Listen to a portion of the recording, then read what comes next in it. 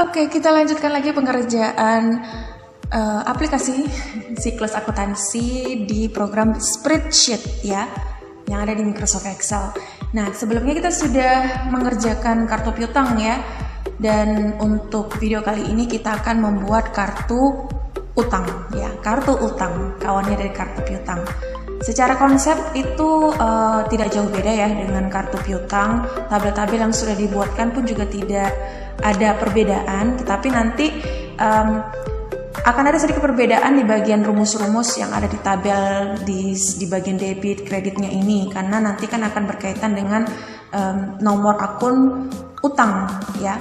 Oke, kita mulai saja. Kita ganti dulu nama sheetnya, kita rename sheetnya menjadi kartu utang supaya untuk memudahkan identifikasi sheet ya, bahwasanya ini adalah kartu utang.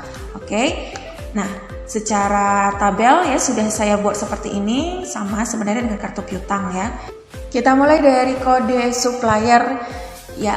Kode supplier memakai data validation ya untuk memanggil data dari kode suppliernya. Jadi kita pilih data, kemudian kita pilih data validation, lalu di bagian kolom below-nya kita pilih yang list, dan kemudian source ya, jangan lupa harus sama ya. Kode yang pertama customer dan yang kedua adalah sub ya, tulisannya huruf-hurufnya itu harus sama. Kalau sudah selesai kita buat di oke kan. Nah, muncul dia tanda panah ke bawah untuk list ya, list dari nama-nama customer dan juga dari nama supplier. Oke, kita pilih saja yang nomor 1 kode supplier ya. Jadi bukan pilih kode yang customer karena ini berkaitan dengan utang berkaitan dengan supplier. Oke. Dan selanjutnya di sini saya karena saya main copy saja ya dari kartu dari kartu piutang, jadi ini saya ganti dulu namanya menjadi nama supplier. Oke. Alamatnya pun juga alamat supplier ya, dan ya. Nah, dan kita akan masukkan rumus-rumus. Di sini kita akan gunakan rumus VLOOKUP ya untuk pembacaan data secara vertikal. Mulai dari nama supplier kita buat sama dengan VLOOKUP. Oke. Ya. Kemudian nilai yang ingin kita baca itu adalah yang kode supplier ini, titik koma. Kemudian untuk table row itu kita pakai yang daftar customer dan supplier ini. Dan selanjutnya titik koma, yang kita butuhkan kolom indeks untuk memunculkan nama supplier. Nah, kita lihat di sheet daftar customer supplier, bagian nama suppliernya itu ada di kolom nomor 2 ya. Maka di sini kita akan pilih kolom nomor 2 ya. Untuk kartu utangnya itu boleh seperti itu saja kan, otomatis karena kita tadi berpindah ke sheet daftar customer supplier, tapi biar supaya lebih agak nyaman menurut saya ya, kita pilih nomor 2. Nah, setelah itu titik koma dan kita pilih false ya. Tutup kurung lalu enter. Nah, ini dia. Untuk kode supplier S001 itu adalah PT Paragon ya.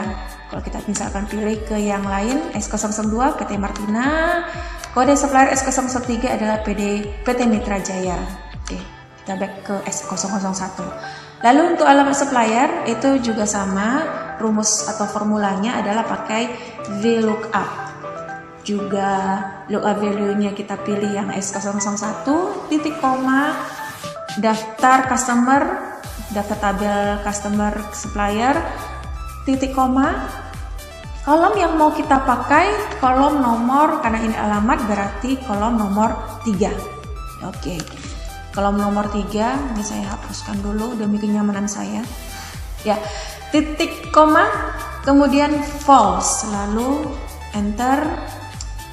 Oke.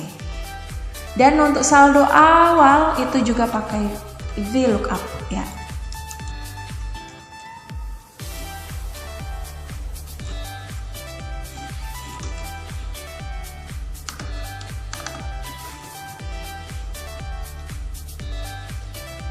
kolom nomor untuk, nah ini kolom nomor berapa? 1, 2, 3, 4, 5, 6, 7, 8, 9. Berarti kita akan memilih kolom nomor 9.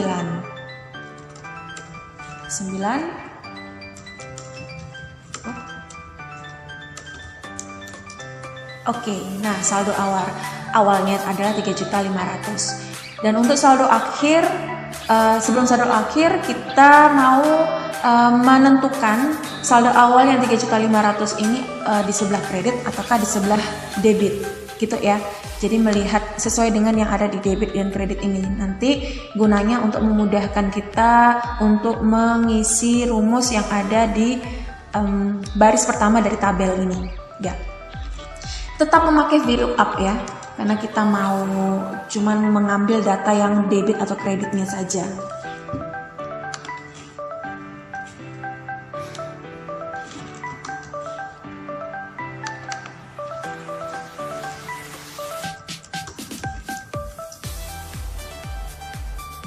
Oke, lalu di bagian saldo akhir itu kita langsung di tabel akhir ya, jadi sama dengan di bagian kolom saldo ini yang paling akhirnya. Jadi untuk mencerminkan saldo akhir dari tabel ini berapa gitu. Oke, sudah dapat. Nah, selanjutnya kita akan berpindah ke kolom yang baris pertama ya, dari kolom debit. Nah, untuk rumus yang pertama di baris pertama ini, kolom debit dan kolom kredit, kita akan menggunakan fungsi if ya. Fungsi if sama dengan if. Oke. Lalu kita pilih ya. Kita akan melihat atau membacanya dari sini ya. Jadi jika G3 itu adalah, kalau misalkan dia adalah debit, karena ini berupa huruf ya, maka kita pakai tanda petik 2. Kemudian jangan sampai salah ya, debit ya, titik tanda petik 2 lagi. Kemudian jika G3 sel data yang ada di G3 itu adalah debit, maka titik koma kita minta spreadsheet mengeluarkan data yang ada di F3 ya. Jika tidak, maka 0 saja. Tutup kurung lalu enter. Oke. Dan bagian baris pertama di kolom kredit juga sama, if ya. Kita minta jika di G3, sel G3 ini sama dengan tanda petik kredit, tanda petik lagi ya, maka kita minta dia mengeluarkan data yang ada di F3 ya. Jika tidak, maka 0. Tutup kurung dan enter ya. Jadi dia mengeluarkan data yang ada di F3 karena di G3 itu adalah kredit gitu ya, benar kredit. Oke. Nah, kemudian untuk saldo di sini kita akan menggunakan if bertingkat atau if berganda ya, karena kita akan memilih salah satu yang ada di tabel ini gitu. Sama dengan if yang pertama, yaitu di bagian G3 ini ya, jika dia sama dengan debit, maka kita minta dia mengeluarkan data yang ada di E7 ya. Titik koma lagi, kita pakai if yang kedua, buka kurung, G3 lagi ya. Jika G3 sama dengan itu adalah kredit ya, tanda petik jangan lupa, maka kita minta dia mengeluarkan data yang ada di F7 ya. Seperti itu. Kalau sudah, tutup kurung lalu enter. Oh, ini 2 kali ya. Jadi saya kurang kurungnya ya. Oke. Nah, jadi saldonya adalah yang muncul di saldo kredit karena dia berbasis ya di kredit untuk kartu utang. Oke.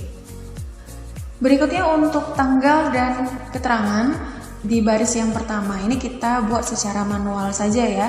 Untuk keterangan di sini saldo awal untuk baris pertama. Kemudian untuk yang ini ya di tanggal awal bulan ya, 1 bulan 12 tahun 2018 ya. Nah, berikutnya di baris kedua yang akan menentukan baris-baris berikutnya ya, karena kita akan mengkopinya sampai ke bawah. Dan di bagian debit kita akan menggunakan fungsi if dan and ya. Kita masukkan rumusnya sama dengan if buka kurung and, kita pilih dulu syarat ya.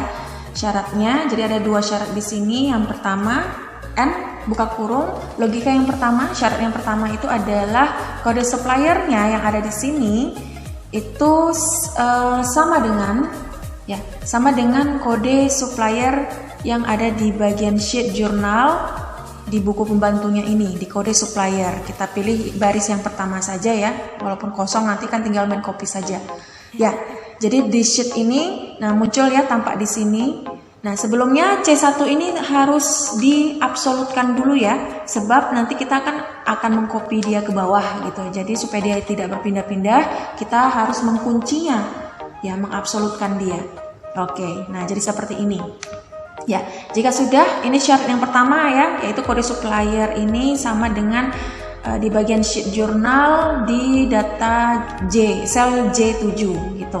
Ini syarat yang pertama, titik koma, kita masukkan syarat yang kedua. Syarat yang kedua itu adalah, karena ini bagiannya debit, berarti kita pilih di bagian jurnal ini yang di bagian kreditnya, karena kita mau nanti di kartu utangnya yang di kolom kredit ini, yang muncul adalah angka-angka yang ada di bagian jurnal di sebelah debit ini, gitu ya, seperti itu. Jadi yang pertama itu adalah nomor akun yang kita minta, jadi hanya khusus untuk nomor akun account payable saja, alias utang dagang saja. Jadi di sini kita lihat untuk jurnal bagian ini D7, kita pilih saja yang pertama. Di bagian D7 itu harus sama dengan, kita ketik dia harus sama dengan nomor akun. Nomor akun untuk account payable itu adalah 2 strip 1000 ya, 2 strip 1100 gitu. Kita pakai tanda petik ya, karena ada ininya, tanda kurangnya di sini, strip gitu ya. 2 strip 1100, oke. Kemudian tanda petik 2 lagi ya, jadi jurnal J7 itu harus yang dia nomor akunnya 2 strip 1100 gitu. Jadi kalau tidak 2 strip 1100 ini berarti tidak boleh dimasukkan di dalam kartu piutang nantinya gitu. Nah, jadi 2 syarat sudah kita masukkan ya, maka kita tutup ya, sudah cukup 2 syaratnya. Berpindah lagi ke bagian logik if ya. Jadi logical testnya sudah kita masukkan, kita ketik titik koma. Nah, kita mau dia mengeluarkan angka debit yang ada di sini, gitu. Debit yang ada di sini, gitu ya. Jadi jurnal F7 debit di data F7 ini, gitu. Jika tidak, titik koma 0, gitu. Dan tutup kurung. Nah, jadi masuknya seperti apa, cara membacanya gitu ya. Jadi kita kan mau mengisi data yang ada di sini ya. Kita mau mengisi data yang ada di sini di data kolom debit, dan kita mau hanya ya bagian kode supplier S001 saja ya, dan itu harus sama dengan yang ada di jurnal di sini. Jadi munculnya nanti kalau yang ada di S001 kalau muncul di sini gitu ya. Kalau muncul di situ gitu. Nah, itu syarat yang pertama. Syarat yang kedua itu adalah di nomor akunnya. Nomor akunnya hanya untuk nomor akun account payable gitu. Jadi yang pertama, syarat pertama itu suppliernya harus supplier tertentu ya. Yang dalam hal ini yang pertama kali adalah supplier S001, dan syarat yang kedua nomor akunnya harus hanya nomor akun yang berkaitan dengan account payable, yaitu 2 strip 1100 gitu. Jadi 2 syarat itu yang kita butuhkan untuk dia masuk ke sini, Kalau tidak ada dua syarat tersebut berarti 0 saja gitu kan. Jadi kita buat di sini 0. Gitu ya pembacaannya. Oke. Jadi di sini dia 0 gitu karena tidak ada tadi ya, tidak memenuhi dua syarat, yaitu bagian supplier yang pertama dan juga bagian dari 1100 ini, yaitu nomor akunnya.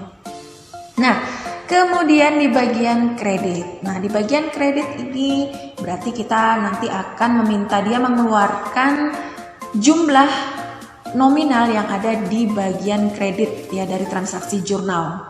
Oke, kita masukkan sama-sama if dan and juga ya.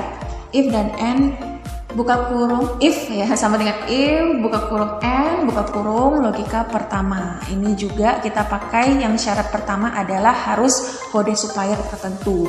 Jangan lupa ini harus diabsolutkan. Oke, lalu sama dengan ya.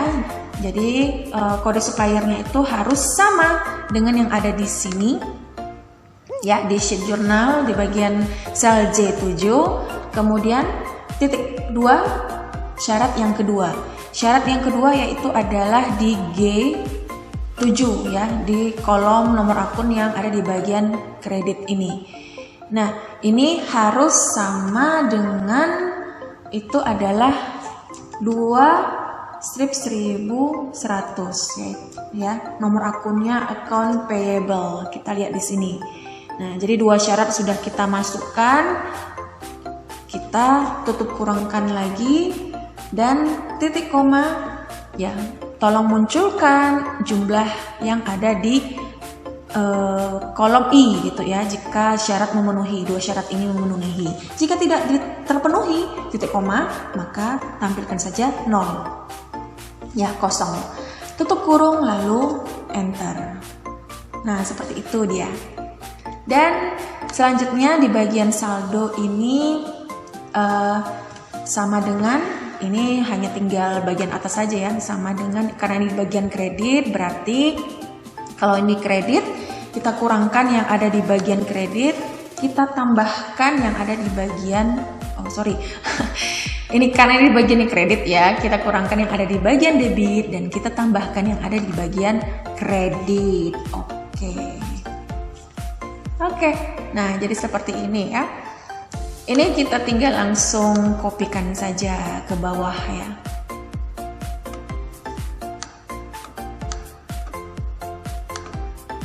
Ya, nah itu ada satu muncul ya, 3.500.000. Itu di tanggal berapakah dia? Nanti kita lihat. Ini kita kopikan dulu ke bawah.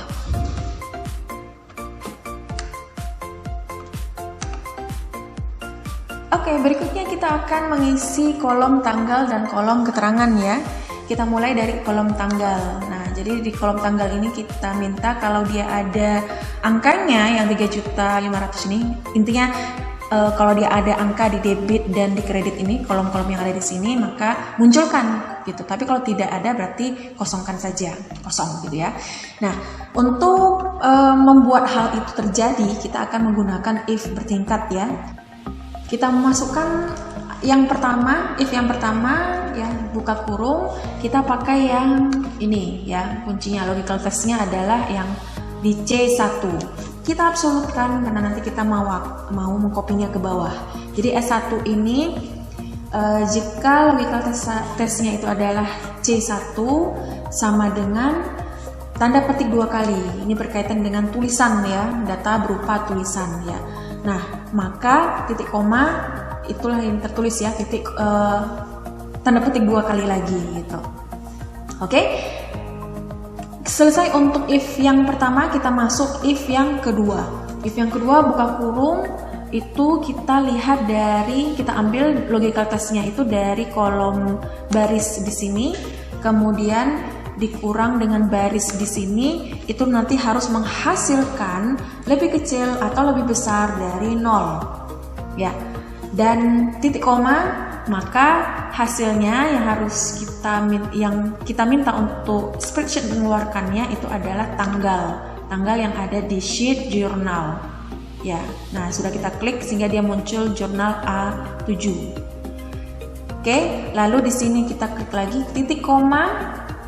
Dan jika tidak ada angka yang ada di sel E8 F8 yang ada di sheet kartu utang di sini, maka kita buat dia titik tanda petik 2 kali, artinya kosong saja, tidak ada isian apa-apa. Kalau sudah di tutup kurung 1 kali, tutup kurung 2 kali, ya biar pas, tidak muncul nanti peringatan ya. Enter. Nah, oke. Kita coba kopikan dia ke bawah. Seharusnya yang nanti ada muncul di bagian sini ya, di baris ke-13 ini. Oke, kita lihat munculkah dia? Nah, dia muncul gitu. Jadi seperti itu ya. Kita pindah ke saldo awal. Saldo awal juga sama konsepnya ya. If berganda. Yang pertama if, kita pilih C1 ini, kita absolutkan dia sama dengan tanda petik 2 kali, titik koma, tanda petik 2 kali, titik koma, if yang kedua, buka kurung, kita minta baris E di sini dikurangi dengan baris F8 ini harus kecil atau lebih dari 0, maka titik koma ya. Kita pindah ke sheet jurnal, kita minta dia mengeluarkan keterangan yang ada di sheet jurnal ini. Ya, di jurnal C7 ini. Ya. Titik koma jika tidak ada, maka kosongkan saja gitu. Tanda petik 2 kali. Enter 1 kali, tutup kurung 2 kali ya. Oke, enter dan kita sudah buat dia. Kopikan ke bawah, nanti di baris ke-13 harus muncul ya keterangan. Oke, nah ini dia muncul keterangannya. Nah seperti itu ya, kita lihat di bagian PT Paragon itu ada di tanggal 6 bulan 12 itu supplier cantik membayar melunasi utangnya 3.500.000 sehingga 0 saldonya. Bagaimana dengan yang lain? Yang lain ya di tanggal 9 Desembernya Salon Cantik membayar hutang ke PT Martina, kemudian di miliknya PT Mitra Jaya. Nah, ini di tanggal 10-nya dia berutang ya di tanggal 10 Desember. Kita lihat di bagian jurnal tanggal 10 Desember. Nah, berutang ya ke PT Martina Jaya sehingga muncullah dia di kartu utang. Ya, oke. Nah, tinggal pengerjaan terakhir lagi biar supaya kita tidak lihat ada kosong-kosong seperti ini. Kita pakai data filter ya. Data filternya sudah pindahkan ya, aktifkan sel yang di sini, sel tanggal, data filter.